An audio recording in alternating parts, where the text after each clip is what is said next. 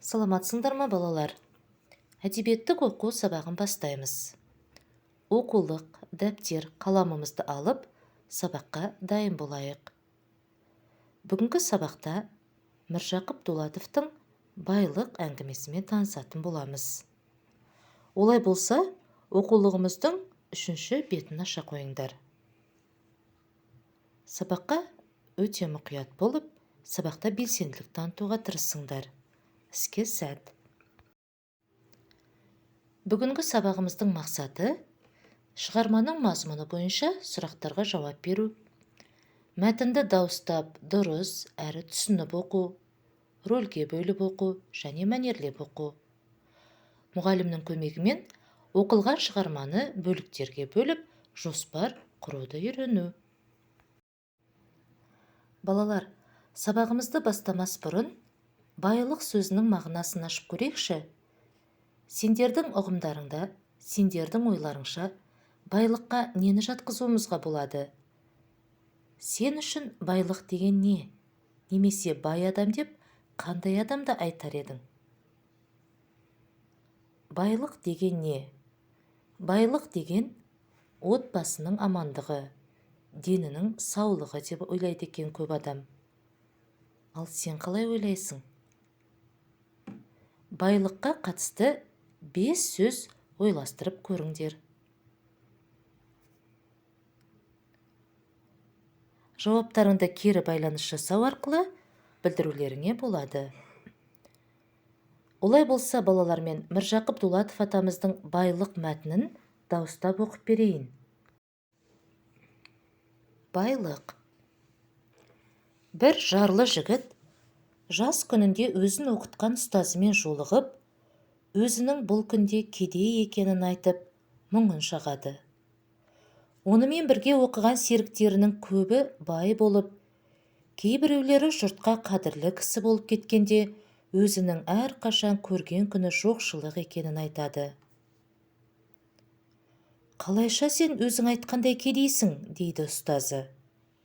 Сенің денің сау, қол аяғың аман, жұмысқа жарарлықсың деп, шәкіртінің оң қолын көрсетіп сұрайды. Сен мына қолыңды 1000 сомға кестіруге рұқсат етер ме едің? Құдай сақтасын, 10.000 сомға да кестірмеспін, дейді жігіт. Қаншаға берер едің? Жарық дүниені көретұғын қырағы көздеріңді, сақ құлақтарыңды, мықты аяқтарыңды, дейді ұстаз. Мен бұларды дүниенің малына да айырбастамас едім, дейді шәкірт. Сонда ұстаз шәкіртке: қалайша енді осынша байлыққа ие бола тұрып, жарлымын дейсің, дейді. Балалар, сендерге мәтіннің мазмұны түсінікті болды ма? Жарлы жігіт кіммен кездесті? Ұстазы мен жігіттің арасында қандай әңгіме болды? Шәкірт ұстазына не деп мұңын шақты? Ұстазы шәкіртке қалай деп жауап берді? Осы сұрақтар бойынша мұқият ойланып, дұрыс әрі нақты жауап беруге тырысыңдар. Балалар, осы әңгімені жазған автор Міржақып Дулатов екені сабақтың басында айтылды. Олай болса, Міржақып Дулатов атамыз кім еді? Ол кісінің қандай шығармаларымен танысқан едік? Соны есімізге түсірейік. Міржақып Дулатұлы 1885 жылы туып, 1935 жылы қайтыс болған екен. Қазақтың аса көрнекті ағартушысы, қоғам қайраткері, ақын, жазушы, жалынды көркем сөз шебері. Туған жері қазіргі Қостанай облысының Жангелді ауданына қарасты Қызбел ауылы екен. Осы мәліметтерді тағы да бір қайталап тыңдап көр. Міржақып Дулатов атамыздың жазған шығармаларын, кітаптарын тауып алып оқуға тырыс. Балалар, мәтінді тағы да бір қайталап оқып шығыңдар. Осы мәтінде сендерге түсініксіз қандай сөздер кездесті? Түсінбеген сөздерің болса, кері байланысқа шығып сұрауларыңа болады. Осы мәтінде сом деген сөз бар. Сом дегеніміз теңге шыққанға дейін қолданылған ақшаның аты. Яғни сом дегеніміз ақша деген сөз. Мағынасын түсінбеген сөздерің болса, сұрап жауабыңды алуыңа болады. Балалар, оқулықтағы 4-ші тапсырмаға назар аударайық. Мәтіннің мазмұнына сүйене отырып, қажетті сөздерді бірге тауып, дәптерге жазамыз. Олай болса, дәптерімізді ашайық. Қандай көздерім? Қандай құлақтарым? Қандай аяқтарым? Осы сұраққа жауапты мәтін мазмұнына сүйене отырып тауып, дәптеріңе әдемі етіп жазып қоюға тырыс.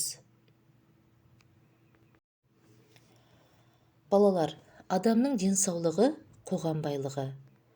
Әрбір адам өз денсаулығының мықты болу жолдарын қарастыру керек. Дені сау адамның көңіл күйі көтеріңкі болып, еңбекке әрқашан құлшына кіріседі. Халқымыз дені саудың жаны сау деп орынды айтқан. Отанымыздың келешегі, көркеюі сіздердің қолдарыңызда. Қараңғы үйге кіріп келіп, шам жақсақ, шам үйді жарық қылады. Көп қызыл гүлдің ішінен бір ақ гүлді көрсек, көзіміз соған түседі. Біздің де өмірімізді жарық қылатын, жан-жағымызға тамаша сәулесін шашатын өмірдегі басты байлық денсаулық екен. Олай болса, балалар, үйде мәтінді бірнеше рет қайталап оқи отырып, денсаулық зор байлық екеніне дәлелдер келтіру арқылы шағын әңгіме жазып көреміз. Үлгісі көрсетілген. Денсаулық зор байлық, өйткені жарық дүниені көретін көздерім болмаса, не істер едім? Осы ойды әрі қарай жалғастырып көр. Денсаулықтың жақсы болуына тағы бір әсер ететін дүние, ол біздің күнделікті күн режимімізді тиімді пайдалану. Олай болса, мен сендерге сәттілік тілеймін, сендерден тамаша әңгімелер күтемін. Балалар, бүгінгі сабақта біз Міржақып Дулатовтың байлық әңгімесін оқи отырып, адам үшін ең басты байлық, бірінші байлық денсаулық екенін түсіндік. Үйде осы мәтінді бірнеше рет қайталап оқисыңдар. Және кері байланысқа шығасыңдар. Егер осы мәтін бойынша алған керекті ақпараттарың болса, онда ол ақпараттарды суретте көрсетілген чемоданға салып қоясың. Сабақтағы керек емес болған артық дүниені қоқыс жәшігіне салып қоясың.